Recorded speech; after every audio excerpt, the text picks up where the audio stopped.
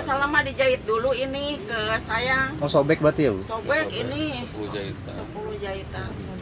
Ya tahu-taunya kan orang mengribu-ribu di tenda di luar. Oh. Udah aja pulang lagi, kalau udah dijahit mama nanti aja katanya. Udah selesai di sini Kak. Sekarang makan enggak. Dalam jangka 2 minggu kalau nggak salah, Ya. ramainya ke sana kemari, yang meninggal, yang bawa itulah inilah gitu. Soalnya sih bikin tenda juga di sana kan mendadak langsung bikin. Ada kekurangan, saya bilang lah kalau kekurangan usuk apa aja ambil aja dari sini, pada ngambil aja. Habis gimana, kasihan. Kan satu hari itu 3 kali terjadi ya.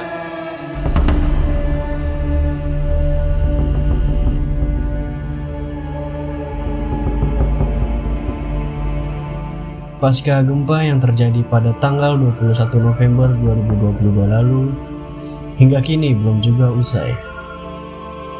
Gempa yang telah meluluhlantahkan daerah sekitar mengakibatkan longsor, ratusan rumah warga hancur, dan tercatat 58.049 rumah yang mengalami kerusakan. Sedangkan korban meninggal dunia sebanyak 320 jiwa. Saat ini, banyak warga yang telah dievakuasi ke tempat pengungsian. Jumlah pengungsi akibat gempa mencapai 108.720 orang.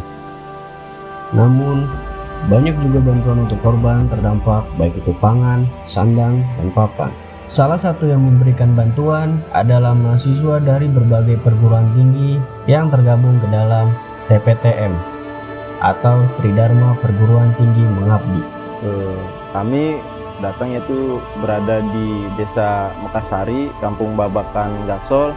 Tepatnya itu adalah tempat tinggal salah satu kawan kami dari mahasiswa Universitas Pamulang, yang memang keluarga kawan kami juga salah satu yang terdampak dalam musibah gempa Cianjur ini.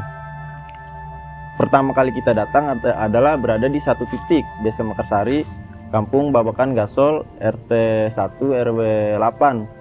Yang memang pada akhirnya giat kita menjadi luas atau menjadi 2 titik. Titik kedua itu ada di Desa Sukamana, Kampung Babakan Cadot, RT 2 RW 6. Pertama kali kita datang adalah kita mempunyai program pertama itu adalah pembersihan puing-puing. Yang memang pembersihan puing ini kami menganggap bahwa ini adalah sebagai trauma healing untuk orang dewasa. Karena memang ketika pembersihan puing ini dilakukan secara gotong royong, respon dan antusias warga di situ juga terbangunlah. Artinya kita selama pembersihan puing ini kita bersinergitas antara warga, pemuda, dan mahasiswa. Belum sama sekali, belum ada yang istilahnya secara langsung mengirimkan logistik, apalagi bantuan-bantuan kayak sosial itu belum ada. Atasnya kedatangan mahasiswa itu banyak sekali membantu, mungkin mulai dari tenaga, terus sosialnya, terus ya mungkin seperti ini juga nih, kayak bangunan yang saya tinggalin juga sebagai Huntara ini sangat-sangat membantu lah. Kami melihat bahwasannya masih banyak warga yang memang bertempat tinggal atau hunian sementara mereka di tenda terpal atau tenda yang sudah disediakan oleh warga dan relawan lainnya.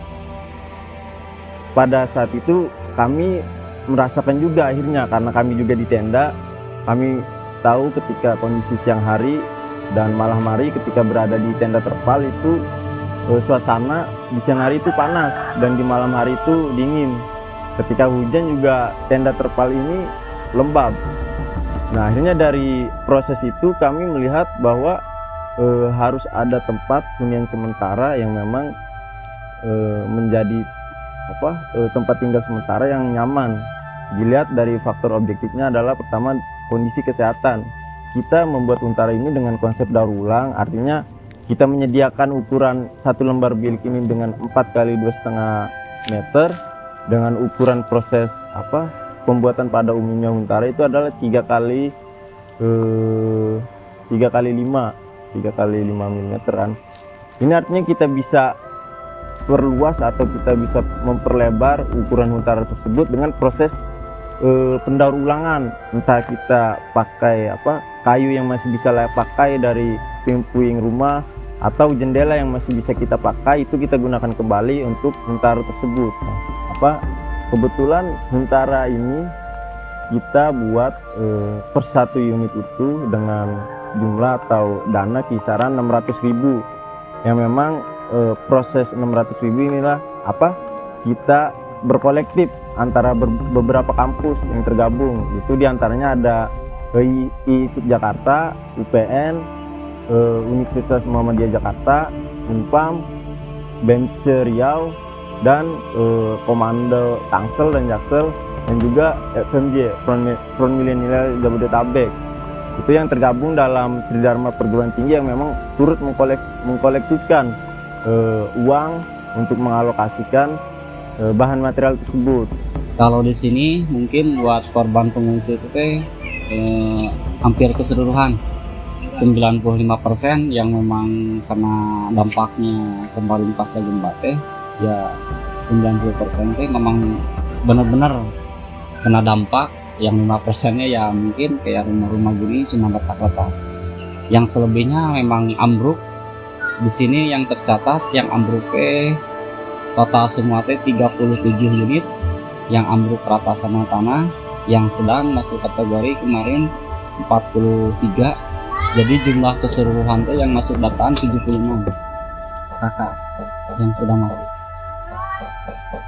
Itu juga yang namanya berbentuk bantuan untuk saat ini masih banyak tahapan yang baru keluar, baru tahapan yang sedang sama ringan itu juga masih belum pasti, karena memang mungkin kalau saya sendiri sih belum tahu ya gimana aturannya, memang prosedurnya ada, cuman sejauh ini yang baru keluar tuh yang sedang sama yang ringan, yang berat mah belum ada sama sekali. Tapi udah ini dari pemerintah ini.